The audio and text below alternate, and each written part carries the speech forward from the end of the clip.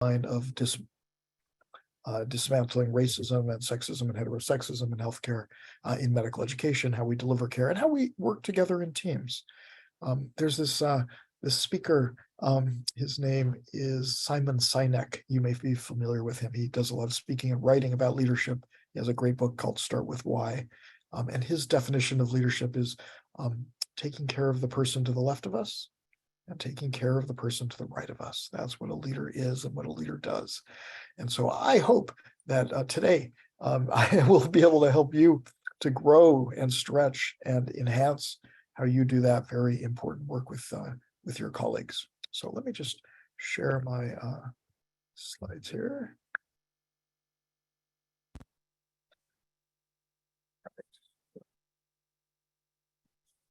Okay, there we go. I hope by the end of our time, you'll deepen your understanding about practitioner vitality and some threats there too, but we won't spend a lot of time. I know you already know a lot about that in the shadows of the pandemic. We're going to talk together about meaningful and mindful practice, collaborative and sustaining practice, some different ideas to keep in mind in how you work with your teams. I hope that you'll fill your pockets with some really tangible vitality and well-being strategies to take and to use with your colleagues. And I actually hope you'll feel better. I'm going to raise the bar pretty high, but I actually hope that having participated today, you will leave feeling somehow more energized and uplifted from your lunchtime together with me. I want to just give you a moment to think about this prompt. It's a healing and hopefulness prompt. I'd like you to think about a story from your work recently that illustrates why you love the work that you do. A story of something from your work recently that makes you so happy that you do what you do. We're going to have an opportunity to share these in small groups, but let me just give you a minute or two to kind of conjure that up. And actually, you may want to look for the story, or you may just want to be quiet and let the recollection find you. So we'll just take a moment with this prompt, and then in a minute or so, Andres will put us in some breakouts.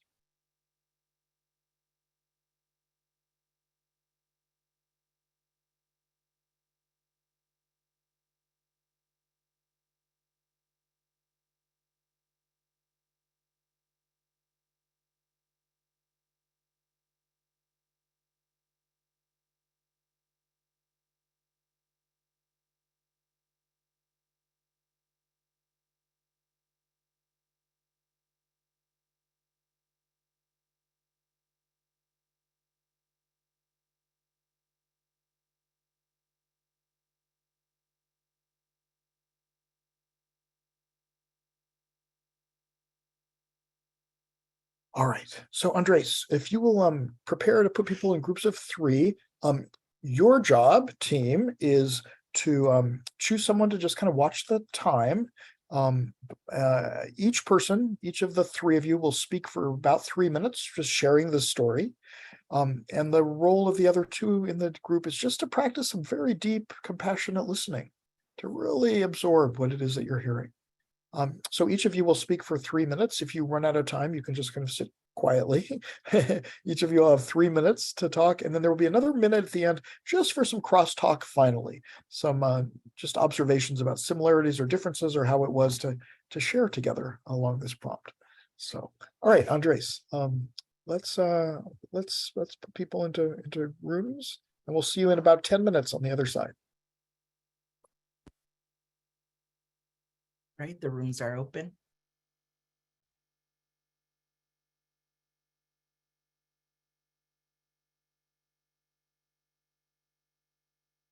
Great. So Andres, my clock says it's 13 past. So maybe at 16 past, 19 past, and 22 past, we can just send a little note to people to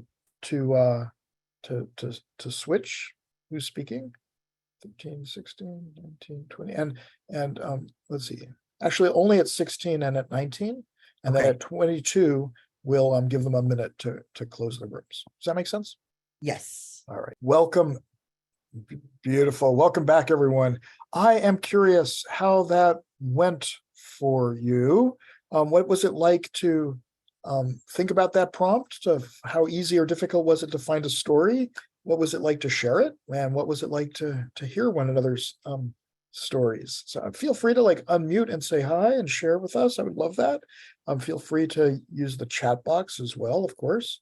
And I also call on people, but you never have to, you always can pass. So I'll just call out your name. And if you're willing to share some stuff, that'd be great. So Bridget, would you be willing to say a word or two about how it went in your small group, that Yeah. conversation? Yes, thank you. And Yeah. wow, I got called on first. That's so rare. I hardly ever. So yeah, so thank you. And I actually joined the call a little bit late, but was able to fortunately listen to the individuals I was in the room with, and to get a sense of the prompt and what it meant, and to actively listen to them first. But I think being in HR and not necessarily being in direct contact with patients, et cetera, the experience is different. So what came to my mind is really navigating difficult, complicated employee relations matters with people, with individuals, and having to get very personal at times, and hearing the information and their struggles, and doing just a small part in trying to help them navigate what they're dealing with, and then hearing back from them that, hey, thank you, that really helped what you did, what you said to me. For me, that's everything, because at times we feel helpless. Issues are so complex, but when someone comes back and says, that helped me, thank you, I'm doing okay, at least for the moment, that's very fulfilling and rewarding. Oh, Bridget, thank you so much for sharing that. I really appreciate it. I feel kind of emotional about that, right? The beautiful human connections that can happen at work. And, I haven't met you before. We're just meeting now, but I have such a sweet and tender sense of who you are and how you lead and how you navigate those conversations with extraordinary compassion and respect and patience and deep listening. So anyway, thank you for who you are and how you do the work that you do. Sure, Sweet. appreciate it. Yeah, thanks for calling on me. Beautiful. Thank you. Thank you. Javier, would you like to say a word or two about how it went? Javier Sarate? Sarate? You don't have to, if you'd like. No, maybe not. Feel free. You can all raise your hands. You can unmute. Your mic's not working. No worries. Miguel, would you like to say a word? Yes, I'll go ahead. Great. Thanks. Speaking for myself, there was 3 of us in the group. A couple of things that came to mind, especially with a lot of the work we're doing right now, preparing a lot of reports and strategy. Just the sheer volume of people that we help and the different services. We are also a large substance use disorder organization, and we do a lot of integrated care. So from mental health to OBGYN to primary care, all of that, pediatrics, geriatrics.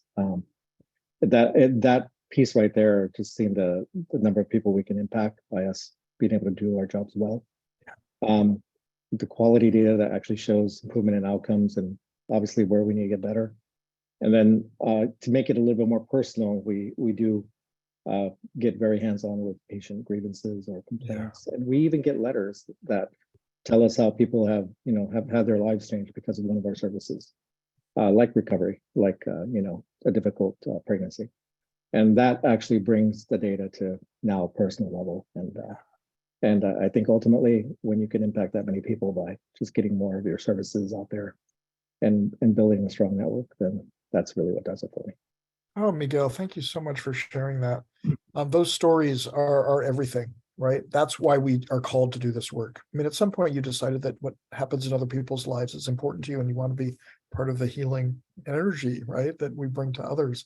And when it actually does happen and when we can hear it, it's so essential to shout it from the rooftops, really, and to let that be the rocket fuel for more work, because the work is hard and depleting and exhausting and upsetting and painful and all of those things.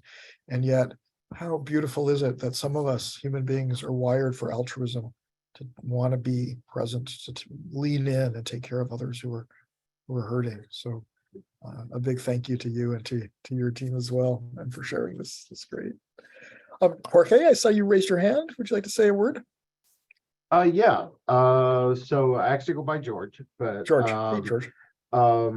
So touching on what Bridget had mentioned, we were in the same group. Obviously that's a big part of being a human resources director is navigating through peer and peer supervisor conflicts and making the work worthwhile and helping them not personalize interactions that might have been misconstrued. But on the other side, one of the places where I find the most joy is training my HR staff and putting them in position. One of the first things I always tell them is that no matter what work they receive, it's always the work they're supposed to do at that moment. Even if it Yeah. feels it's redundant. And that's part of keeping themselves sane and doing repetitious work. But secondly, is that every person that comes into their office or they meet in the hallway, that person should walk away feeling like they were the most important conversation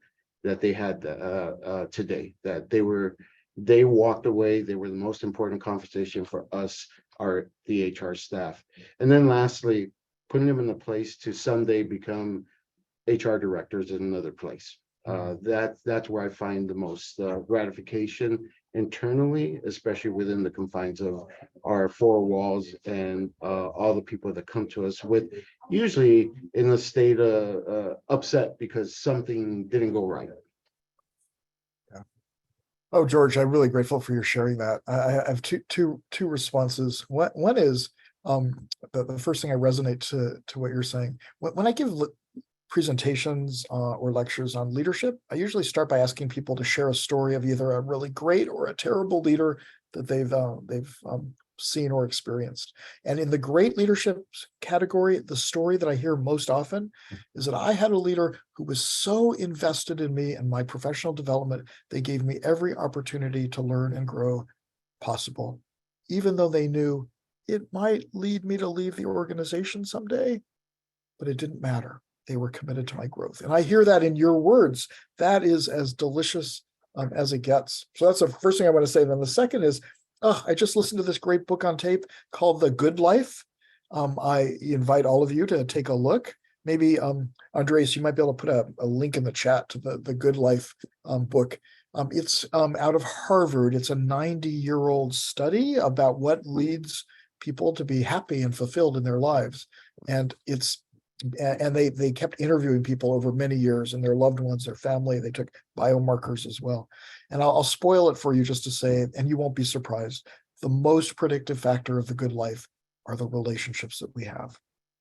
Our intimate, close relationships, past relationships that have impacted us and stay alive within us, and these day-to-day interactions that we have with coworkers, even with someone that we're, buying something at the store.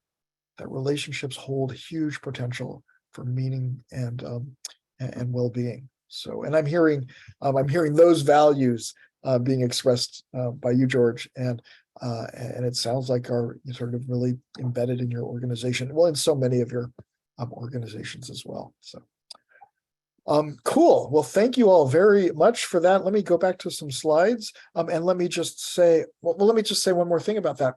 That prompt, I think, is a really powerful and important one for all the reasons you've articulated. It helps remind us to look at the impact and the positive side of the work that we're doing. It refreshes and rejuvenates and refuels us. When I worked at the family medicine residency program at White Memorial, we would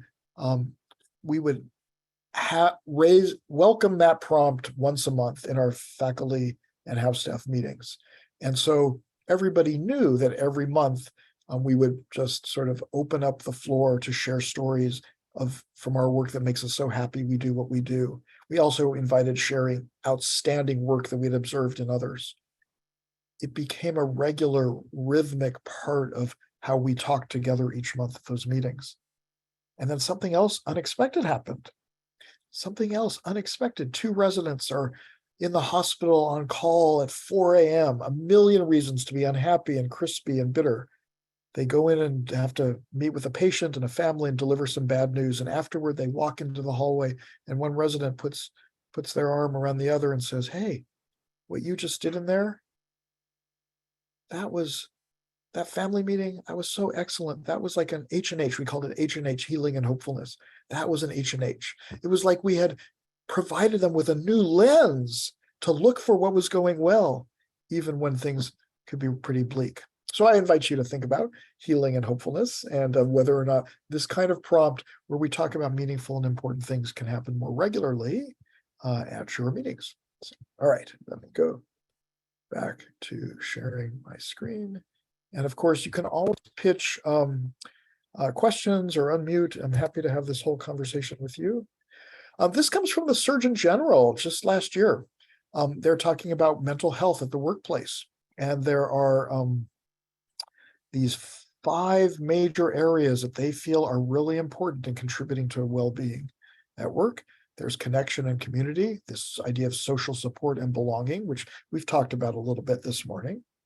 There is protection from harm, that sense of safety and security for us to be able to do the work we need to do. There's work-life harmony, which is interesting. It's the ability to whatever degree possible, make some decisions ourselves about how we do the work that we do. And of course, building in flexibility between and among and within team members. There's this piece about mattering at work, doing work that provides us with meaning, which is what that prompt just now was all about. And then, of course, the opportunity for growth, for learning and accomplishment. So I want to just do something with you. If you could just, under view options, if you kind of click there, you'll see the annotate feature. And if you click on the annotate feature, you'll get another little menu, which says, let's see, it says stamp. And if you click on stamp, you can get to a little star or a heart. I'd like you to put a star or a heart right on the screen by the one of these that you feel like is the most important to you. I mean, they're all important, but which one's the most important to you at your workplace for your mental health? There we go. There we go. So again, it's view option, annotate feature, stamp, grab a star or a heart. Let's just see which one really is the top of the list important to you for your well-being at work. If you need help finding that annotate feature, just call out. We'll get you there.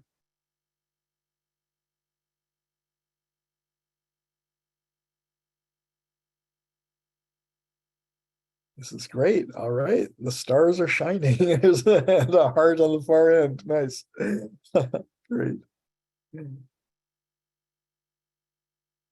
Sweet. I'm seeing a lot on 3 and 4 in particular. 5 is catching up in the horse race. Certainly some at 1 and 2 as well. Yeah, nice. Work-life harmony is kind of running away at the moment with, and of course, right, we want all of these, but that ability to have some flexibility, especially in the shadows of the pandemic, also really important. All right, team. So good. So this is, you have been marking the ones that are most important to you. I'm going to clear them for a moment, and I'd like you to do it again. And this time, if you could mark the one that you think is the greatest area for growth potential where you work, which is the area that you would like to see really some growth and development for the well-being of your team. Which is what's the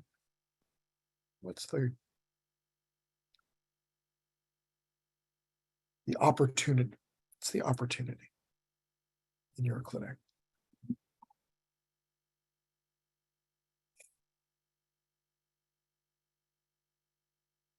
Which one could really benefit from some tender, loving attention?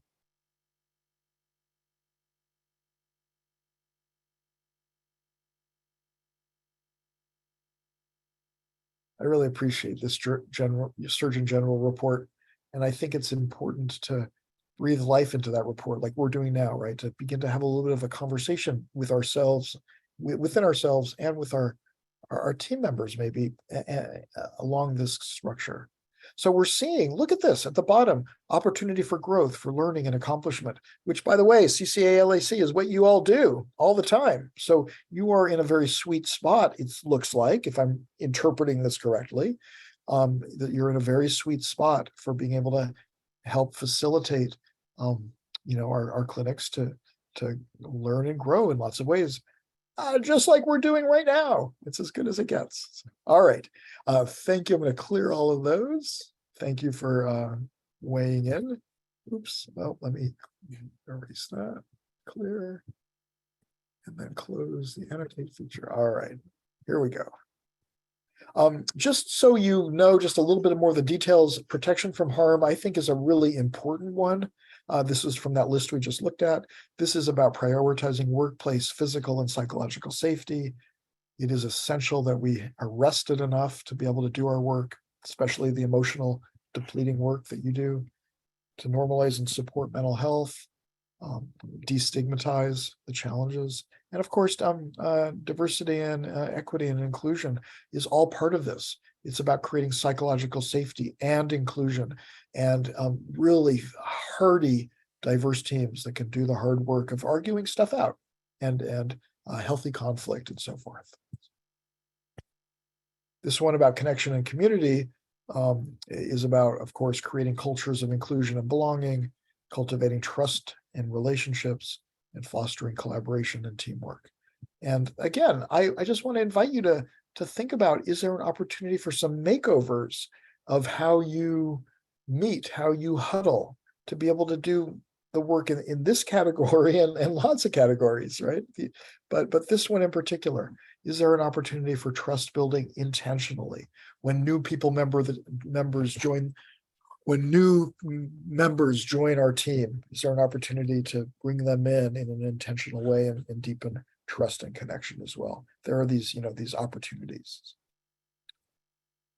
I'll just give you a moment to look this over. This is an article by Cross in 2021 about the power of our network of relationships. So just give you a moment to see all the good reasons to foster that.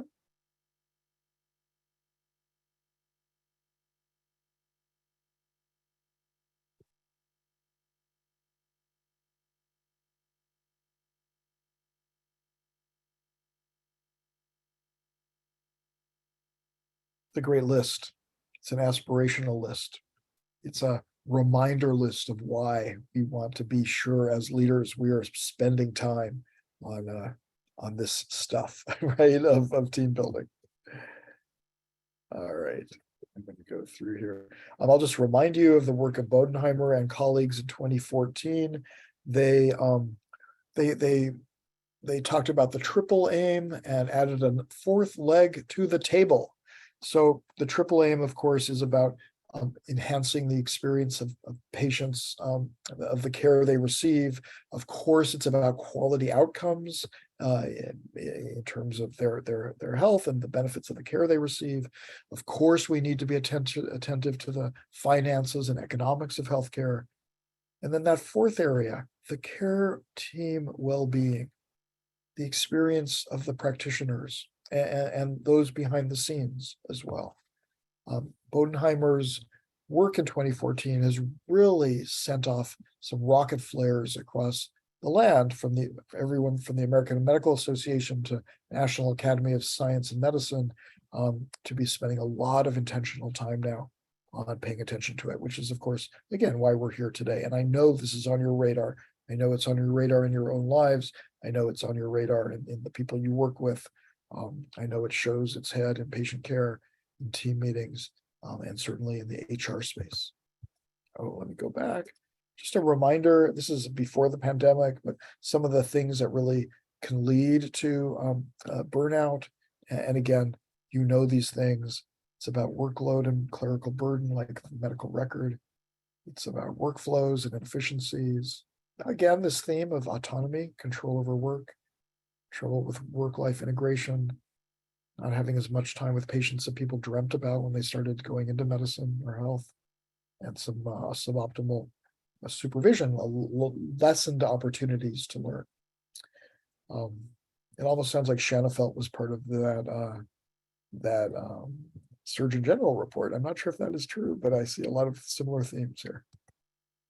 This is data, I'm sorry to say, this is from before the pandemic, but you can just see, and you know this, right? The heaviness of the the exhaustion and the burnout. 400 physicians were dying by suicide each year. That was 2 times greater than the general population. And I just read yesterday that suicide rates in the United States are higher this last year than they have ever been. We're in a very troubled space. PTSD, anxiety, depression, exhaustion, emotional exhaustion, all of this is at play. And what's not on here is also this kind of moral, moral trauma of sorts, where we have to like practice in a way that isn't always the way we would most likely want to practice. Those challenges of having to even end a clinical session when there's still more work to do, those can contribute as well to the burden for healthcare practitioners. Just keep going here.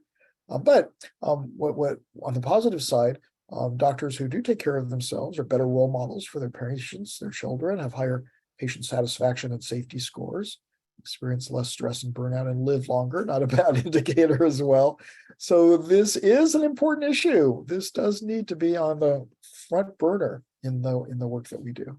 All right, I want to show you this slide. This comes from the National Academy of Medicine. I do not read the small print. It is not about that. I just want you to get the gestalt, right? So there is this pizza in the middle here that has 7 slices. There are yellow cheese slices and blue, I don't know, cheese slices. And you can see in the very center, it's all about patient well-being, which comes through the clinician-patient relationship, and that will be fueled by positive clinician well-being. But note, dear friends, note that these blue sections on the right are things that we have more control over, right? Eating kale, doing yoga, getting enough sleep. Maybe we have some control over that one, maybe not. The things on the left, the yellow slices, are all organizational and institutional. If we are going to be successful at decreasing burnout, it will be much more than just asking people to take better care of themselves. And in fact, if we just ask people to take better care of themselves, we may elicit a bitter response, because they could do all the yoga they wanted, but if they have to continue coming back to a work environment that's toxic or problematic or suboptimal, then we haven't done the work. So there's a lot of great research on this website. You can go to the National Academy of Medicine and look for the clinician well-being and resilience pages. Everything that you could ever want or need in terms of new ideas and new strategies for taking on all of these different areas, left and right. You will that will be a helpful resource for you. I don't know, Andres, are you able to find a link for this one too that we can throw into the chat? The National Academy of Medicine, the well-being and resilience pages. All right, let's keep going here. Okay, so this is just some pieces that I put together. I want to talk briefly about meaningful, sustaining, collaborative, and mindful practice. Meaningful practice is, well, it's like the first exercise we did today. What is meaningful to me in my work? Can we pay attention to this? Can we have conversations about this? Can we celebrate that good work? It comes through written and shared reflection. It comes often through the use of poetry and music and humanities and inspiring ideas and thoughts that we share at huddles. It's really about reducing cynicism. And cynicism, my definition of cynicism is having lost that emotional connection to that calling that first led you to want to work in healthcare. At some point, you did decide this was the journey for you, and you got excited about it, and you spent time and treasure getting the degrees and the preparation to do that work. But over time, with productivity demands and other inefficiencies and exhaustion, we can lose that. So how do we reconnect with our calling and the initial excitement? Sustaining practice is really about self-care. It is about finding joy. It's about enhancing how we support one another in our groups and our teams. It is about humility, turning down our ego needs. That doesn't mean we're not taking care of ourselves, but it does mean about finding a way to really lean in and center others. And I think a gratitude practice is very important in sustaining ourselves. You may know this research that before bed, just writing down 3 things from the day for which you are grateful has all kinds of antidepressant and anti-anxiety positive impacts. It's free. I mean, it costs, what, piece of paper and a pen. But it also shifts our lens to looking for what it is that we are really grateful and celebrating. Collaborative practice is really about teams. It's about the skills, building our skills for deep listening and for empathic communication. Sometimes we may be better at that in the clinical space, but we forget to do it in our team space. Sometimes I forget to do it in my home space. This is ever lifelong learning of intentionality and mindfulness. How are we doing in terms of teamwork? How are we doing in terms of conflict management and trust? And do we have policies and procedures that really sustain us in being able to be a strong team? I did this work with a FQHC leadership consultation project. We all went away for a retreat, and I like this book, The 5 Dysfunctions of a Team, and it has these different aspects of, like, is there trust? Is there healthy conflict? Is there accountability? And I asked everybody in the leadership team to get some little stickies out and give their team a letter grade from A to F on how are we doing in terms of trust? How are we doing in terms of healthy conflict, in terms of accountability? And there were all kinds of grades from A to F. And the leaders, the senior leaders, tended to be giving higher grades and the other folks lower grades. Anyway, it opened up some very conversations about, are we seeing each other? Are we hearing each other? Are there issues here that some leaders are not paying attention to that we need to? So, and then finally, there's mindful practice. Mindful practice is about being here and being now and being present. It's about showing up, listening and watching. The stress researchers tell us that we're most susceptible to stress in moments of transition, right? So when we go from home to work, or work to home, or maybe one patient to the next, or one meeting to the next, or inpatient to outpatient, transitions are where we have to really watch ourselves.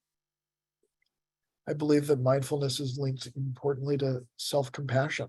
And we don't spend a lot of time, I think, on building our musculature around self-compassion and guided self-compassion, mindfulness, and conversations about self-compassion. You, maybe like me and so many of us, have pretty strong, harsh inner voices that are critical and very pointy, poisonous. And that is not a helpful place to war and battle with ourselves internally. So the antidote to sort of all of that negative internal dialogue, to imposter syndrome, I think a lot of it is about self-compassion. And for many people, it's there are different pathways to mindful presence. Maybe it's prayer, maybe it's spirituality, maybe it's music, maybe it's nature immersion. Maybe it's mindful breath, which is exactly what I'd like to do right now for a couple moments. So if you have your camera on, I'll just ask you to turn it off for a moment. And the invitation is for you to kind of either close your eyes or cast your eyes downward. And just for a moment, we're going to just sit and notice the experience of sitting. Notice the support at your back from the chair, support of your hips and thighs from below the seat. If you can reach and it's comfortable, you may want to have your feet really strongly sort of grounded on the floor, full feet, to feel that whole support of your feet and legs from below, that earth connection. Maybe your arms are supported at table or lap or armrest. And for right now, that's all we're doing. We're just melting into the chair. Just taking a mental tour of all the places our body is supported. And maybe you even get to a place of gratitude. Thank you, chair, for supporting my weary bones and muscles.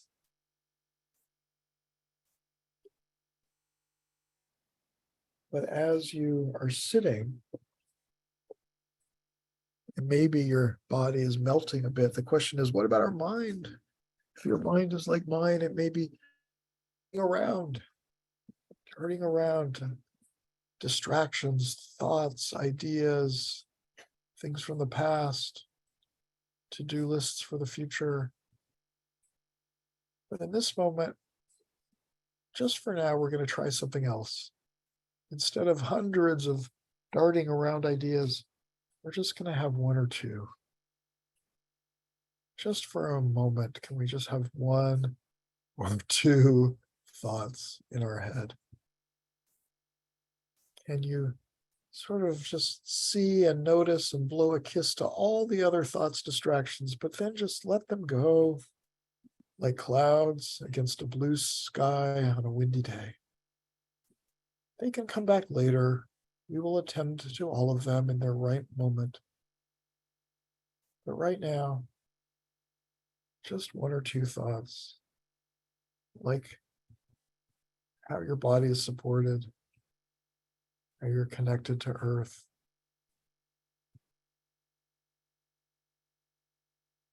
how your breath continues magically to sustain you, whether you're paying attention or not. What a gift of design. What a sustenance. I love the gentle rise and fall of my chest. Sometimes I put my hand right in my chest. Feel the gentle rise and fall.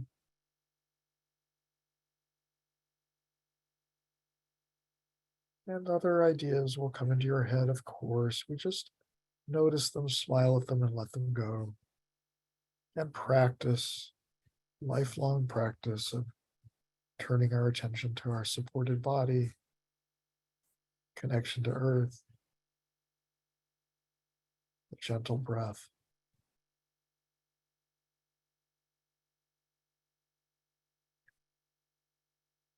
Then you can just take a moment just to let all of that go and just see how you feel. How do you feel right now? How are you feeling in terms of mood and emotion? How are you feeling in terms of spiritually, energetically, in terms of health?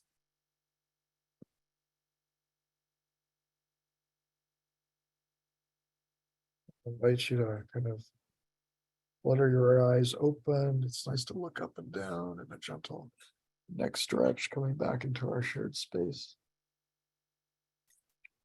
And if you're willing, I would love if you could pull out your chat box and just type a word or two about how you're feeling right now. Love that. Just a word or two that describes your inner experience in this moment. Whatever it is, no judgment.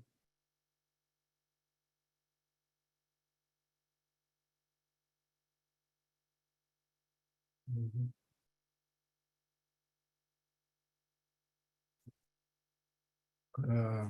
Leslie, often when I speak, people get sleepy. I'm just kidding. I'm glad you feel mellow and chill. That's great. Relaxed, grounded, calm and at ease and peaceful and mellow, yawning. Yes, Wilmer, I have that. That is good. Yawning is good. It is a release of stress and tension. Good. Well, there you go, team. We just did that for 4 minutes or 5. I don't know. Right. All right. So beautiful. Andres, thank you so much for letting me spend some time with your team here and colleagues. And I look forward to when our paths cross again. And I will turn things back to you. Yeah, thank you so much, Dr. Ring. Thank you for that activity. All great information that you shared. If you could please share those slides with me, and I share those out to all the folks that attended the training today. So I want to open it up, use the last 4 minutes for any questions that folks may have for Dr. Ring about any of the content that he discussed today, before we go into our breakout session. So I want to give a few minutes for questions. Also, comments, feel free to use the chat, raise hand button for that as well.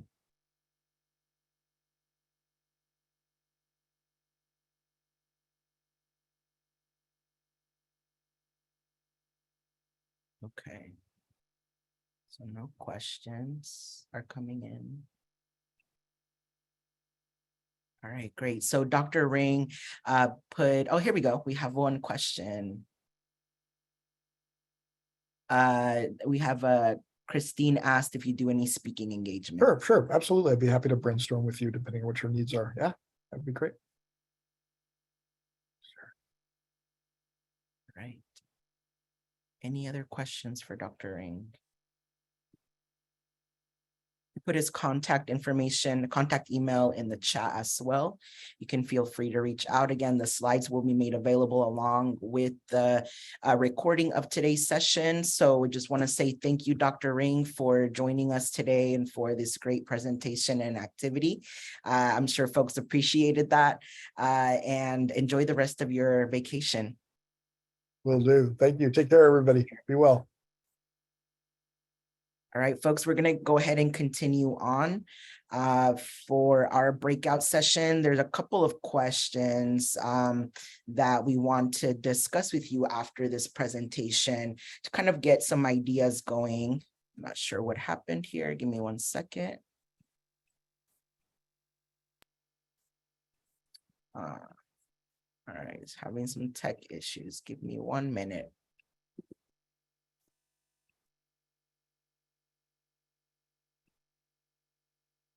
Yeah, so we just want to use this opportunity for the breakout session just to have a little bit of a discussion, around the topic that of resiliency and burnout, what that's looking like at your health centers.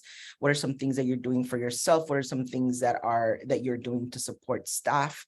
And so we have a couple of questions that we want you to discuss in these breakout sessions. And I redid the groups from last time, so you'll end up in a different group.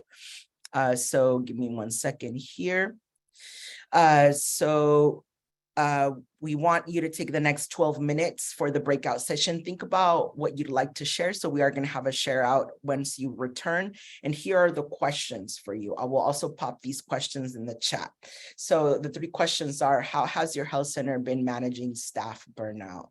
And this is, primarily important post the start of COVID, right? Things have shifted quite a bit for folks at the health centers and how you've been navigating operations and onboarding and things like that. So think about some of those things depending on the role that you're in as well, right? If you're overseeing staff, if you're more dealing with the policies, operations of the health center. So you want to think about your specific role within what are some things that you're, how has your center been managing staff burnout? The other question is, how have you been caring for your own needs, right? Dr. Ring talked a lot about, caring for yourself as well. And he shared some really important information regarding the burnout amongst, providers, across the United States. So, think about how you're caring for your own needs as well within your own roles. And then the last question is, what are some ways that you can build resilience amongst your staff, right? What are some, if this is going to be part of one of the interventions or the sole intervention that you're choosing to work on during crew, thinking about some ways on how to build this, right? How to build your intervention to be effective. So I want to give, again, those 12 minutes for those breakout sessions. I'll pop these questions into the chat. So I'll stop share here. And give me 1 second. I'm going to pop those in. Here, of course, I'm having trouble with it. Give me 1 second. I will open up the breakout rooms and then I'll pop the questions in individually. Here we go. And the rooms are now open.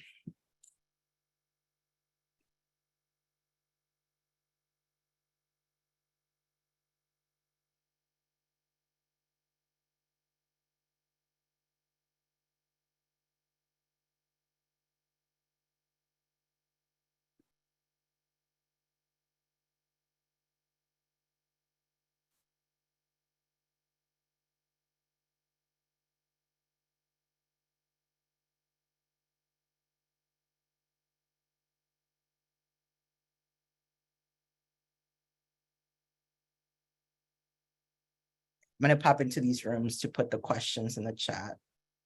I'm having some tech issues today. Sorry about that, y'all.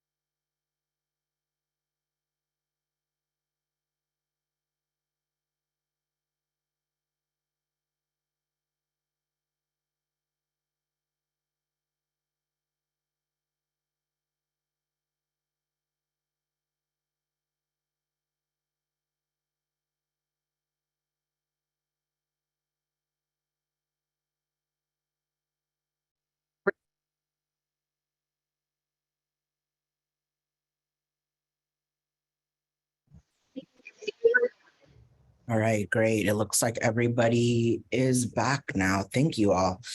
So I just want to give a few minutes for a little bit of a share out. If we can have a few folks just share a little bit of what was discussed in your groups on these 3 questions that were asked. If I can get Dr. Nicholas, would you like to share?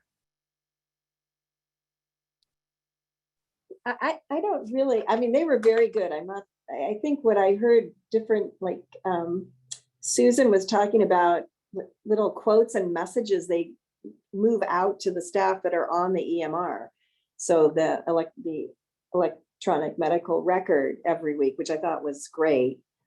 They said sometimes I do bagels and coffee, occasional gift cards. I think Carla's touched on some of the stuff we do at TCC. We've tried to build the support of our doctors, look at the workflows. We are giving translation to those that needed help with the in-basket. And then Maria mentioned on Fridays is the unwinding day, and they do coffee and snacks and messaging. And then for their own burnout, that's probably what we're worst at. I don't know what Susan said on that one.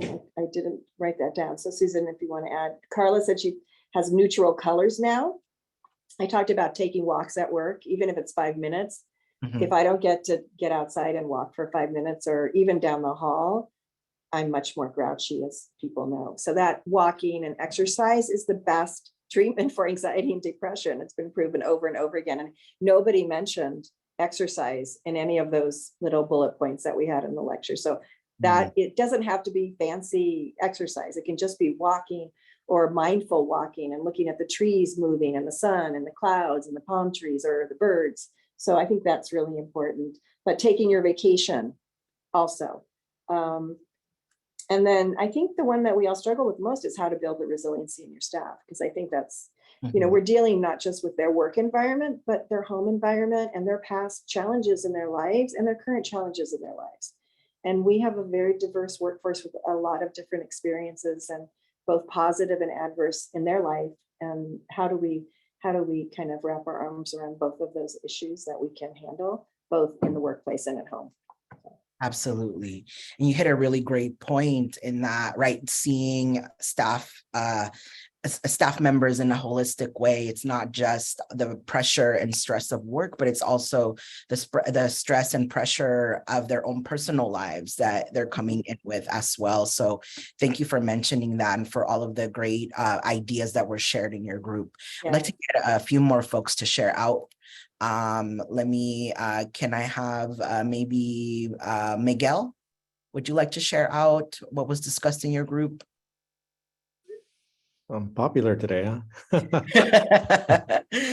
Well, so we were, I think we were discussing how we're really looking for some best practices here to be able to expand upon what we're doing. The one of the big challenges that I was mentioning, and I'll be repeating for the team in my group, is that our reimbursements only going up by about 1.25%. While our wages and inflation are just much worse than that. So we're stuck in a quandary sometimes where we have to push more volume, and that's really not about quality and not about staff satisfaction. It's really more about survival. We're holding off on that, and what we've done is we've asked some staff to participate in certain work groups. We want to be able to get them to feel empowered. Also gives them a break from the front lines and the fast pace of the clinic. And what we're looking for is ways to improve the work environment, efficiencies, services that can be perhaps we can bring somebody in to do the services, efficiencies we can get in our health record system, automation, you name it. We want to be able to improve the work environment so that they're not dealing with as many mundane tasks that really technology can help out with, but also so that we can get better workflows and have them feel empowered by giving some suggestions and feedback. We rarely deny any time off.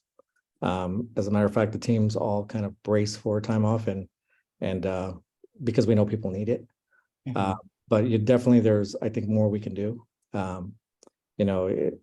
like to be able to create more comfortable break areas for staff because, some of our clinics border busy streets, and for them to take a break and get away, they go out to a busy street. There's nothing relaxing about that. So different approaches we're looking at, but also we're very open to some best practices from this group. Yeah. So I heard more from your group in terms of like the workflow, the systems, the operation part of things that are also important to look into, right? The facilitate that flexibility and time off for folks and efficiency and things like that. So thank you, Miguel, for sharing all of those ideas as well. And I'd like to do one more last group. Let's go with the large group over with Floribel, Jasmine, Rosa, Sean. What was discussed in your group? Hi, this is Floribel. So what we discussed was a couple of ideas regarding how we could put into practice really kind of what Dr. Rain just shared as well for resiliency, which is kind of like a guided focus meditation and including it to our all staff meetings so that everybody gets to participate, because we do actually have 1 hour of non-clinical, more administrative meetings weekly that I think would be beneficial, especially if you are, focusing that intent, whether it's a minute or two on, the setting up your goals or focus for that week. And then we also talked about the burnout and at how many different levels through our organization it affects differently, right? So obviously the statistics that that Dr. Ring shared about the physician suicide was very alarming, and that was pre-pandemic. And I know post-pandemic, it's not just physicians, but it's nursing, it's frontline, it's a lot of people who maybe even they don't have a face-to-face with patients, but they're getting overwhelmed, right? The overhaul of the system. So I think that we mentioned, at least in our group, how it's important to kind of have somebody checking in, whether that's your HR or whether that's your managers and your leaders, making sure that they're being emotionally aware and responding to the staff in that sense as well. And I think part of our group was, oh gosh, what was his name? The other gentleman.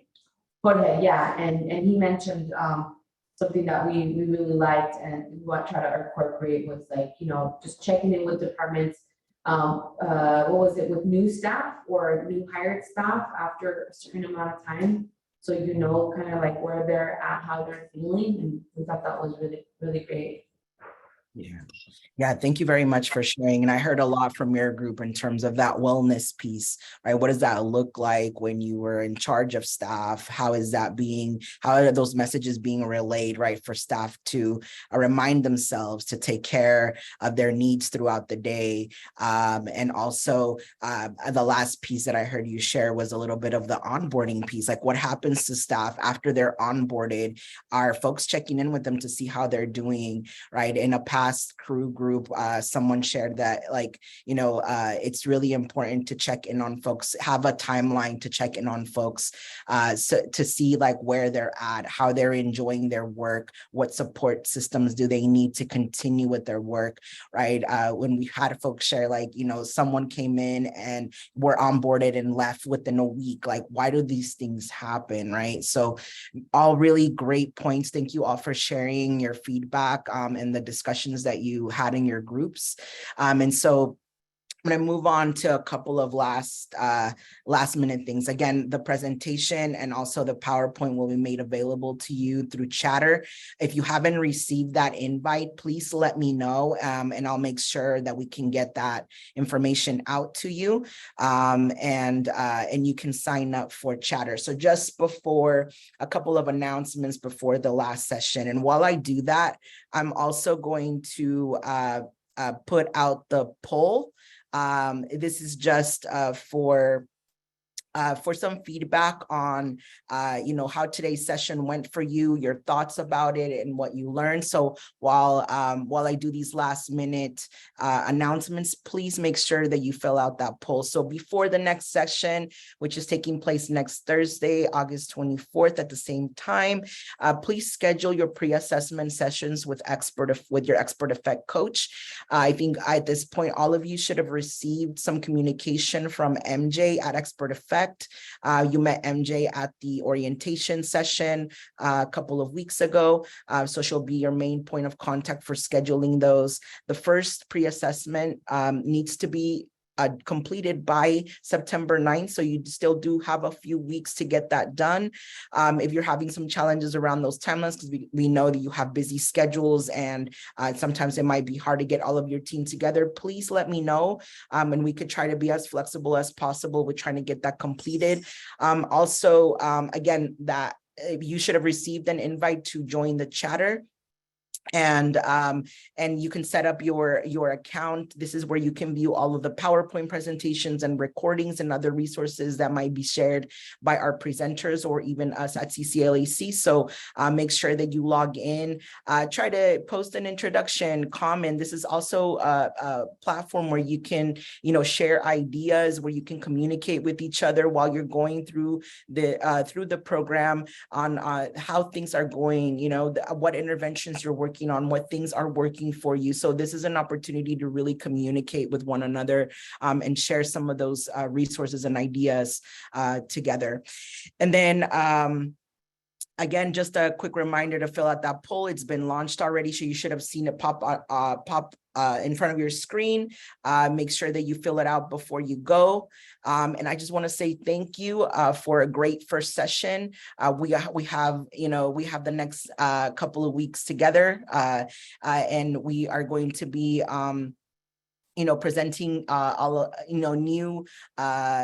new presentations every week. So if all of your team is not able to make it, again, try to have them review those recordings ahead of time. The trainings do not follow one another. They're all independent. So, if you miss one, just make sure you check out that recording just for you get updated on everything. And I want to give these last few minutes for any questions, comments, any concerns, or anything that you want to chat about. So there's a person, okay, Jeannie didn't receive the chatter email. Okay, gotcha. I'll make sure that we can get that invite over to you. And again, if you're adding more team members to your crew group, please make sure that you send me their name, first, last name, and their email address so that they could receive all of the communication. And then also all of the calendar invites as well to join each of the sessions. All right, so it looks like BHS team hasn't received the chatter invite yet. Okay, we'll make sure that we get those over to you. Okay. All right, so it looks like some of you haven't received it yet. All right, I'll make sure that we get those out to you this week so that you can get connected that way. Any questions before we wrap up this session? All right, great. Okay, perfect. All right, so it looks like most of you haven't received it. Okay, I'll make sure that we can get the chatter links out to you so that you can register for your accounts. And you should have those before our next session next week. All right, thank you all for letting me know. All right, well, thank you all for joining. Have a great rest of your day and your week. Take care of yourselves, and I'll see you next Thursday. Thank you, Andres.